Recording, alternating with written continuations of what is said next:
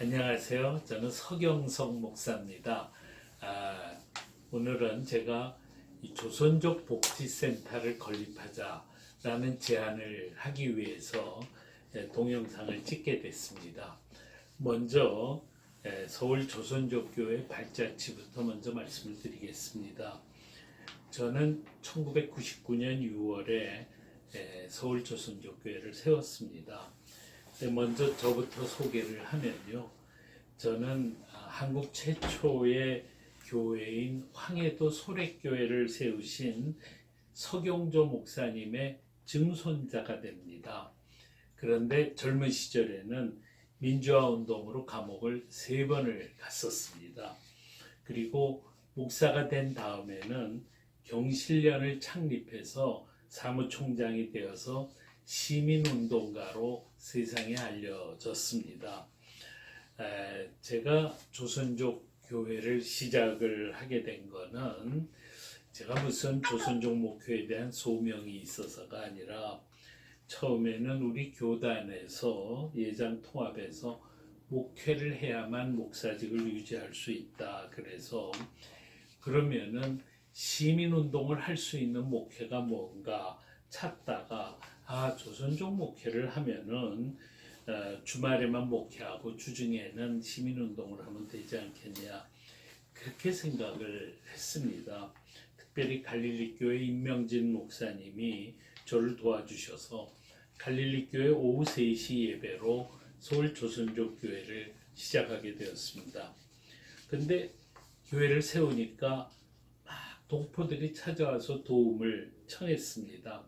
근데 전부 불법 체류자고 부부는 갈라져 있고 빚은 1,000만 원이고 그런 사람들이었습니다. 내 바지가랭이를 붙잡고 막 살려달라고 눈물로 호소를 했습니다. 나는 목사직을 유지하려고 교회를 세웠는데 이거 된통 잘못 걸렸구나, 그런 생각을 하게 됐죠. 그러고 나서 그 다음에 한 가지 생각이 머리를 탁 쳤습니다. 하나님께서 동포들의 절규를 들으시고 나를 조선족 동포들에게 보내셨구나 하는 깨달음이었습니다. 그것을 깨닫고 나니까 흐르는 눈물이 그치지를 않았습니다. 그리고 나는 하나님께 내가 동포들을 위해 헌신하겠습니다 라고 서약을 했습니다. 조선족 동포들은 어떤 사람들인가? 그들은 일제시대의 생활고로 또 독립운동으로 만주로 가서 논농사를 하면서 집단으로 살았던 사람들입니다. 그리고 해방 후에 귀국하려고 했는데 귀국길이 막혀서 하는 수 없이 거기서 살았습니다. 그런데 1990년대 이후에는 한국에서 중국보다 10배나 임금을 더 많이 받을 수 있다 하는 걸 알게 되고 나서 1,000만 원씩 빚을 지고 연수생, 친척 방문, 유학, 관광, 미립국, 여권 위조, 위장 결혼, 국제 결혼 등 다양한 방법으로 입국을 했습니다. 그런데 한국 정부는 불법 체류자를 잡아서 무조건 추방을 시켰습니다.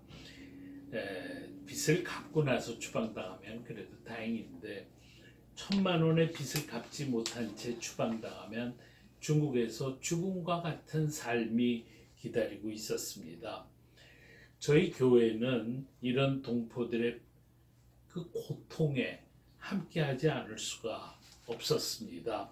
그래서 저는 20년간 목회를 하면서 7번이나 무기한 단식을 했습니다.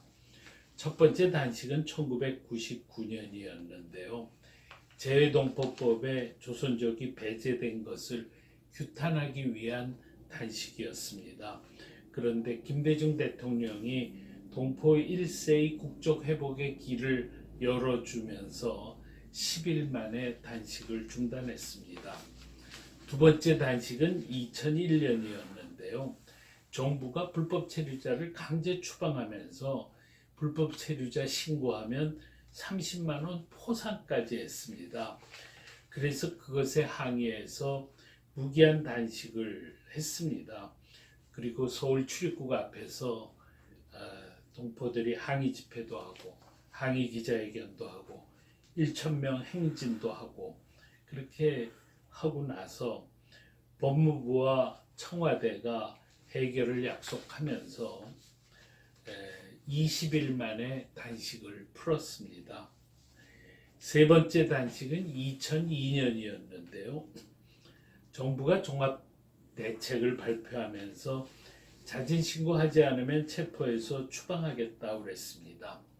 그런데 저는 1,000만 원 빚을 진 채 추방되면 동포를 사지로 내모는 것이 되기 때문에 갓 입국한 동포는 적어도 5년은 체류해서 빚도 갚고 돈도 벌어서 돌아가야 된다라고 주장을 했습니다.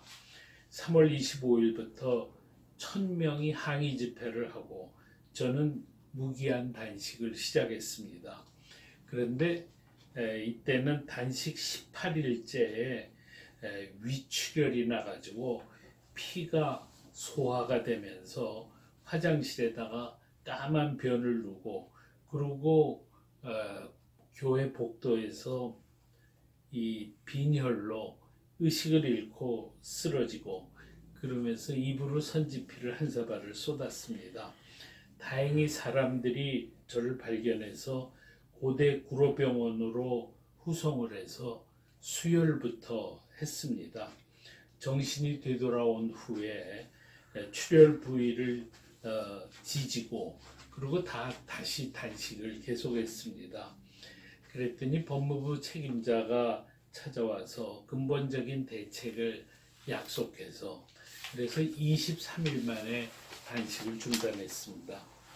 네 번째 단식도 같은 2002년에 있었습니다. 법무부가 약속을 지킨다 그러고 약속을 안 지킨 겁니다. 그리고 무차별 체포와 추방을 다시 시작했습니다. 그리고 정부가 내년 3월까지 출국하라 그랬는데 동포들은 못 돌아간다 이거였습니다. 그래서 7월 28일에 1,000명이 항의 집회를 하고 저는 무기한 단식을 다시 시작했습니다. 1,500명이 행진도 하고 28명의 동포가 무기한 단식을 같이 하고 이렇게 되면서 8월 6일 김진표 국무조정실장이 우리 주장을 받아들이겠다고 약속을 했습니다. 그래서 제가 10일 만에 단식을 중단했습니다. 다섯 번째 단식은 2003년이었는데요. 고향에 돌아와 살 원리 찾기 운동이었습니다. 이때는 2003년 8월에 정부가 대책을 발표했는데 국내 체류한 지 3년이 안 된 사람은 2년 더 체류한다. 체류한 지 3년 내지 4년 사이이면 귀국했다가 재입국해서 5년까지 있게 해주겠다. 체류 4년 이상 된 사람은 11월 15일까지 자진 출국하라 라는 발표였습니다. 저는 이 발표를 지지했습니다. 왜냐하면 이 발표는 우리가 그동안 꾸준히 5년 동안 체류할 수 있게 해달라라는 요구를 전폭적으로 수용한 방침이었기 때문입니다. 그래서 저는 교인들에게 중국으로 돌아가라 그랬습니다. 근데 돌아가겠다는 사람이 10%밖에 되지를 않았어요. 그래서 제가 아주 크게 당황했습니다. 근데 그분들 얘기는 뭐냐면 1,000만 원 빚을 지고 한국에 와서 빚 갚고 다음에 다시 1,000만 원을 써서 중국에 있는 아내를 데리고 나왔다는 겁니다.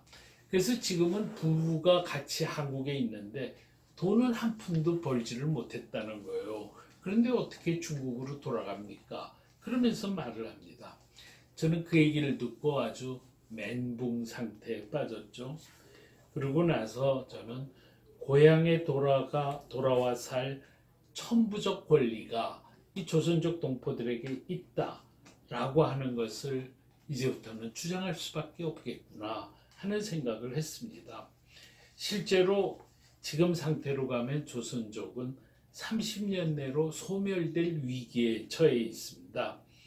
조선족 출생률이 4분의 1로 줄고 조선족 학교의 80%가 문을 닫았습니다. 나는 조선족이 지금 급속도로 한족화하고 있는데 한족이 되느니 한국인이 되어야 된다고 생각했습니다.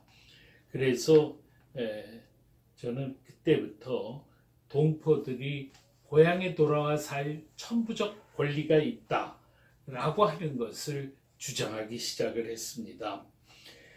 10월 19일에는 고향에 돌아와 살 권리찾기 운동 출범식을 했고요. 서울 조선족 교회는 국적 신청 운동을 시작했습니다. 11월 12일까지 5,725명이 국적을 신청했습니다.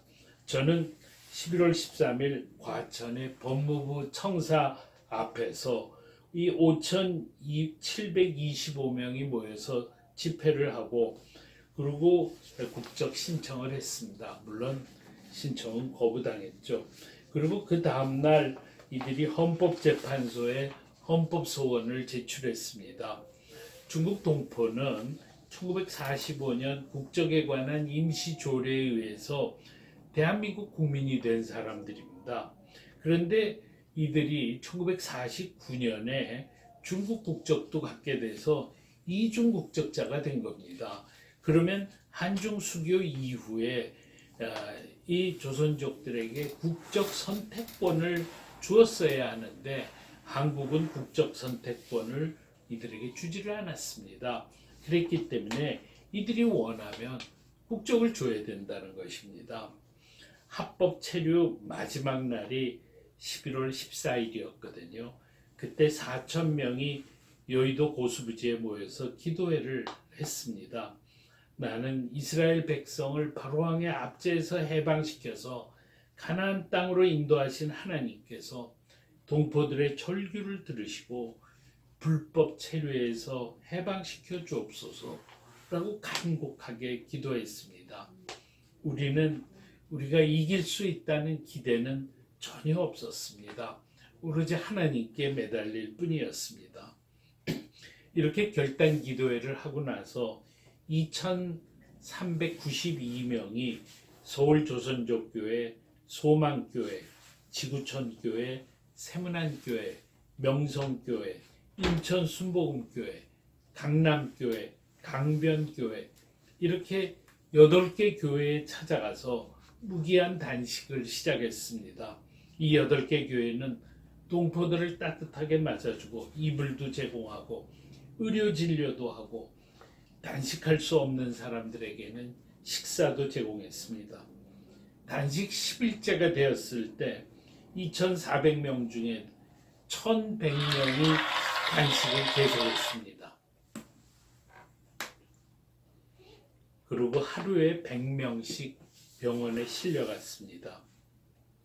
그 모습을 보고 국민 여론이 동포들의 편으로 돌기 시작을 해서 우리 국민의 70%가 동포들에게 고향에 돌아와 살 권리가 있다라는 입장을 취하게 되었습니다. 11월 27일 청와대에 유인태 정무수석으로부터 전화가 왔습니다. 노무현 대통령께서 동포들을 만나고 싶어 한다는 전화였습니다. 당시에 행자부, 법무부, 노동부 장관은 대통령이 불법 체류자를 만나면 안 된다 하고 반대를 했는데도 대통령은 동포들을 만나겠다라고 하셨습니다. 저는 노무현 정부를 비판해 왔었지만 대통령의 동포 사랑에는 감동을 했습니다. 노무현 대통령이 서울 조선족교회를 방문한다는 소식에 다른 조선족교회가 반발을 했어요. 그래서 저는 대통령이 우리 교회에 오지 않아도 좋으니까 다른 교회 가서 조선족을 만나주기 바란다. 그렇게 얘기를 했고 유인태 수석은 저한테 양보해 줘서 고맙다 그랬습니다. 그런데 유인태 수석이 다시 그날 밤 11시에 제게 전화해서 아침 9시에 대통령을 모시고 서울 조선족교회로 가기로 했다. 그러니까 대통령을 맞을 준비를 하라 그랬습니다. 노무현 대통령이 서울 조선족교회 예배당에 들어서자마자 동포들은 울음바다가 됐습니다. 대통령의 바짓가랭이를 붙들고 실신한 동포도 있었습니다. 대통령은 늦게 찾아와 미안합니다. 대통령으로서 마음으로부터 위로를 드립니다. 많은 국민이 여러분의 딱한 사정을 이해하고 가슴 아파하고 있음을 아시기 바랍니다. 그랬습니다. 대통령이 떠나자 동포들은 만세를 불렀습니다. 그리고 저는 그동안 16일간의 단식을 중단을 했습니다. 저희 서울 조선족교회는 노무현 대통령을 잊지 못합니다. 그래서 대통령이 임기를 마치고 봉화마을로 갈 때 저희 교인들은 전부 서울역에 가서 대통령을 환송했습니다. 그리고 대통령이 사망했을 때 저희 교인들 100명이 봉화마을까지 가서 울면서 조문을 했습니다. 그리고 이 대통령 방문 이후에 4년 이상 불법 체류자들은 연내에 출국하면 6개월 후에 재입국하도록 이렇게 정부가 조치를 취했습니다. 그래서 저희 교회는 명성교회에서 감사 예배를 드리고, 그리고 이 단식 농성 중에 예수 믿기로 작정한 730명에게 세례를 주었습니다. 그런데 가짜 뉴스가 막 터졌습니다. 국적 회복 운동에 참여한 동포가 중국에 가서 벌금 내고 구속당하고 여권을 몰수당했다. 그러면서 서울 조선족교회가 사기를 쳤다. 이러고 다른 동포교회가 저희를 공격했습니다. 그래서 결국 서울 조선족교회는 우선 저희 교인 500명을 중국에 귀국하게 했고, 또 2,000명의 동포가 귀국길에 오르게 되었는데 그중 1,600명은 저희 교회가 귀국을 보증을 했습니다. 그리고 이분들은 1년 후에 전부 재입국을 했습니다. 다른 동포교회는 중국에 가면 10만 위안의 벌금을 내고 3년 징역을 살아야 한다라고 말했지만 벌금 내거나 징역 산 동포는 한 명도 없이 전원이 귀국을 했습니다. 자진 출국했던 500명의 서울 조선족교회 교인들이 전원 재입국하자 그때야 조선족들은 정부 정책을 믿기 시작을 했습니다. 그래서 2005년 3년에 법무부가 자진 귀국하면 1년 후에 재입국을 시켜주겠다 하고 방침을 발표하니까 9만 명의 동포가 자진 출국을 했습니다. 2006년에는 2차 자진 출국 프로그램을 공고했습니다. 그렇지만 미립국자, 위장결혼자, 위명여권자, 남의 이름으로 입국한 사람들입니다. 는 혜택에서 제외됐습니다. 그런데 사실은 이 사람들이 참 많습니다. 그런데 법무부의 강명득 출입국 정책본부장이 참 훌륭하신 분인데요. 저한테 도움을 청했습니다. 그래서 제가 경찰, 검찰, 안기부 관계자를 만나서 동포들의 절박한 상황을 전부 설명을 했죠. 그랬더니 그분들이 다 납득을 하시더라고요. 그래서 결국 미립국자, 위장결혼자, 위명여권자도 재입국의 혜택을 받게 되었습니다. 그동안 서울 조선족교회는 한국인과 조선족 사이의 교량 역할을 했습니다. 그런데 저는 서울 조선족교회 목회를 하면서 세 가지를 깨달았습니다. 첫째는 교회가 사회행동을 하려면 사회행동을 하지 않는 교회보다 훨씬 더 신앙적이 되어야 한다 점입니다. 투쟁을 하면 반드시 후유증이 생깁니다. 그래서 교회가 훨씬 더 깊은 신앙으로 무장돼 있지 않으면은 그 후유증을 극복할 수가 없다는 것입니다. 둘째는 사랑은 사랑을 몸으로 실천해야만 전도가 가능하다라는 점입니다. 제가 단식하다 피를 흘리면서 쓰러졌을 때 그것을 지켜보던 3명의 동포가 있었습니다. 이분들이 맨 나중에 저한테 찾아와서 목사님은 중국에 가서 인민대표가 될 것도 아닌데 왜 우리를 위해서 목숨을 바치십니까? 하고 질문을 했습니다. 저는 그분들에게 당신들이 한 달만 우리 교회에 와서 제 설교를 들으면 알 수 있다. 이렇게 얘기를 했습니다. 한 달 후에 이 3명이 저한테 다시 찾아왔습니다. 그래서 목사님이 믿는 그 하나님 우리도 믿겠습니다. 라고 이야기를 했습니다. 우리 교회는 그동안 새 신자가 20명 이하로 내려간 적이 거의 없었습니다. 3.1 운동 때도 교회가 폭발적으로 성장했고 70년대 교회가 민주화 운동으로 고난을 당할 때도 교회가 급성장을 했습니다. 이것처럼 우리가 몸 바쳐 사랑을 실천하면 반드시 전도가 이루어진다라고 하는 것을 저는 경험했습니다. 세 번째로는 주님을 영접하고 주님 안에서 사는 것이 가장 중요하다는 깨달음입니다. 저는 처음에는 동포들의 복지 문제, 인권 문제, 건강 문제로 뛰어다녔습니다. 그런데 목회를 하면서 보니까 그런 문제는 근본 문제가 아니었습니다. 동포들의 삶이 일그러져서 가정이 파괴되고 부부가 이혼하고 자녀 교육이 실패로 돌아가고 인생의 목적 없이 방황하는 것이 근본 문제였습니다. 이러한 문제는 하나님 말씀으로만 치유된다라고 하는 새삼스러운 깨달음입니다. 그리고 돌이켜보면 제가 목회를 시작했던 1999년과 2006년은 엄청난 변화가 있었습니다.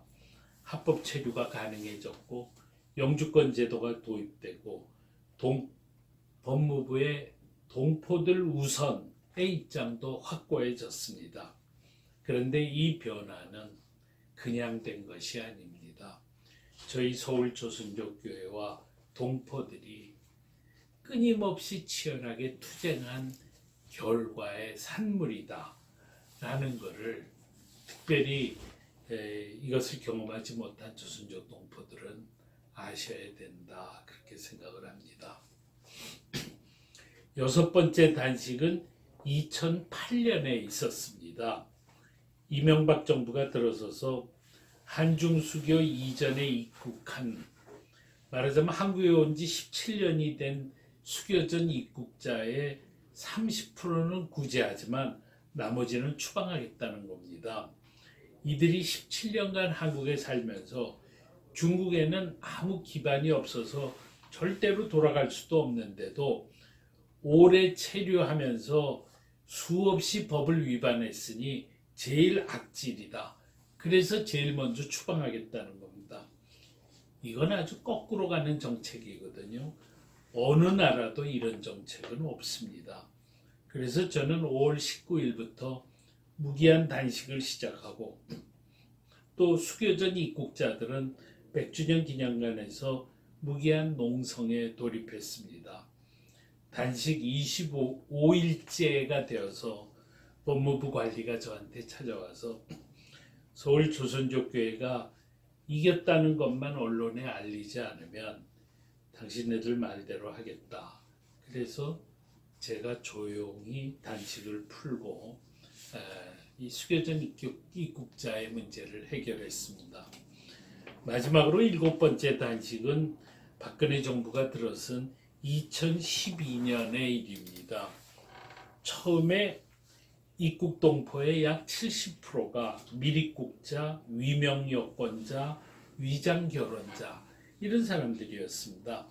합법적으로 들어오는 길이 막히니까 개구멍으로도 들어오고 담을 넘어서도 들어온 것입니다. 가족이 다 같이 함께 살기 위해서는 어쩔 수 없이 그럴 수밖에 없었습니다.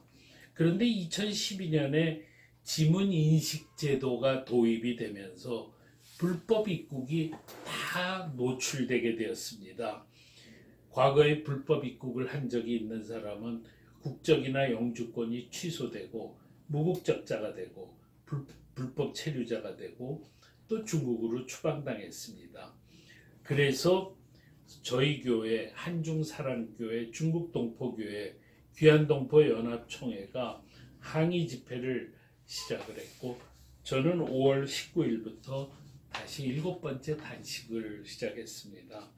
그리고 단식 17일째가 돼서야 법무부가 우리 말을 듣겠다 그래서 단식을 끝냈습니다. 참 목회를 아주 험하게 했습니다. 그런데 서울조선족교회는 그 외에도 많은 일을 했습니다. 산업재해, 중병 환자, 국적 회복 문제, 폭행 피해, 임금 체불, 추방 위기, 결혼 사기, 오갈 데 없는 사람, 일자리 찾기, 의료 진료, 인권 상담 등 온갖 사람들이 찾아와서 도움을 청했습니다. 체불 임금을 받아준 돈만 50억이 넘었습니다. 또 할아버지의 나라를 찾아서라는 테마 기행을 6년간 매년 했습니다. 제암리교회, 독립기념관, 포항제철 이런 데를 순회하면서 관광하고 보는 그런 프로그램입니다. 동북아 신문도 참관했고요. 추석 때마다 조선족을 위한 한가위 잔치를 해서 그때마다 매년 3만 내에서 5만 명이 모였습니다. 또 국회의원을 50명을 초청해서 동포의 사정을 이해시키는 프로그램도 갖고 시청 앞에서 양당 대표를 초청을 해서 동포들과 고려인의 사정을 설명하는 그런 행사도 가졌습니다. 그리고 이 모든 일은 그동안 저와 함께 부목사로 수고해 주신 김의종 목사, 윤한선 목사, 최한규 목사, 김사무엘 목사, 김용길 목사, 이호영 목사, 이은규 목사 등 부목사들의 헌신적인 수고가 있었기 때문에 가능한 일이었습니다. 그런데 저는 이제 동포들에 대한 마지막 선물로 조선족 복직센터를 건립하려고 그럽니다. 저희 서울 조선족교회 건물과 땅은 소망교회 소유입니다. 그런데 교회 건물이 낡아서 소망교회가 서울 조선족교회 3층짜리 교회를 지어주겠다고 제안을 했습니다. 그런데 저는 그거보다 이 땅은 14층까지 건물을 지을 수 있으니 14층짜리 조선족 복지센터를 지어달라 그렇게 요청을 했습니다. 소망교회는 2019년에 새 담임 목사가 오면 그때 다시 의논하자 그랬습니다. 그래서 저는 2018년 말에 은퇴를 해야 되는데 은퇴를 늦추어서 소망교회 새 담임 목사가 부임하면 그때 다시 계획서를 제출하려고 준비를 했었습니다. 그런데 영등포 노회가 후임 담임 목사 결정을 재촉을 해서 그래서 저는 최명진 목사님을 후임자로 추천을 했습니다. 그런데 부목사로 같이 일해온 김용길 목사가 자기가 담임 목사가 되겠다라고 하면서 경합이 됐습니다. 근소한 차로 김용길 목사가 결정이 돼서 그 바람에 교회가 둘로 갈라지게 됐습니다. 그리고 저는 서울조선족교회를 조용히 은퇴하게 되었습니다. 김용길 목사님이 담임 목사가 되면서 조선족 복지센터 건립 계획은 백지화가 되었습니다. 그런데 복지센터 건립을 원하는 교인들이 있었습니다. 이분들이 조선족 복지센터 건립추진위원회를 결성을 해서 그 위원회에 700명이 참여를 했습니다. 저는 그 동포들의 열의에 감동해서 다시 결심을 하고 조선족 복지센터를 세워야 되겠다. 그렇게 마음을 먹었습니다. 조선족 복지센터 건립을 호소하는 동포가 수천 명이 되면은 소망교회도 틀림없이 관심을 갖고 도와줄 것이다. 그렇게 생각을 했습니다. 최근에 소망교회는 우리가 하려는 움직임을 자기네가 깊은 관심을 갖고 지켜보고 있다. 그런 답변을 받았습니다. 우리가 준비가 어느 정도 되면은 소망교회는 반드시 협력한다고 생각합니다. 이 복지센터 건립은 제가 조선족 목회를 마치면서 동포들에게 주는 마지막 선물입니다. 그리고 최근에 이 복지센터를 건립하려는 교인들이 최명진 목사님과 함께 꿈이 있는 교회라는 교회를 새로 시작했습니다. 저는 이 꿈이 있는 교회와 서울 조선족교회가 다시 재결합을 해서 이 복지센터를 함께 건립할 수 있기를 바랍니다. 지금 이 동포들에게는 복지센터가 꼭 필요합니다. 동포들에게 이런 센터가 지금 없습니다. 동포들의 숫자가 70만 명인데요. 이런 복지센터가 없다는 것은 말이 안 되거든요. 의료협동조합을 만들어서 동포들에 대한 병원과 약국도 세워야 됩니다. 그리고 국적이 없기 때문에 없는 사람이 많아서 복지 혜택이 없는 사람들이 너무 많은데 그 사람들에게 이 센터가 꼭 필요합니다. 그래서 이 복지센터가 만들어지면 동포들의 복지, 인권, 취업, 교육, 조선족 선교, 중국 선교의 센터가 될 것입니다. 그래서 제가 지금 부탁드리는 바는 이 조선족 복지센터 건립 추진위원회에 많은 분들의 동참을 호소합니다. 그리고 이 동포들부터 이 운동에 적극적으로 참여하면 우리 사회와 우리 교회의 호응이 커질 겁니다. 그리고 반드시 소망교회가 크게 우리를 도와줄 것입니다. 그래서 여러분들의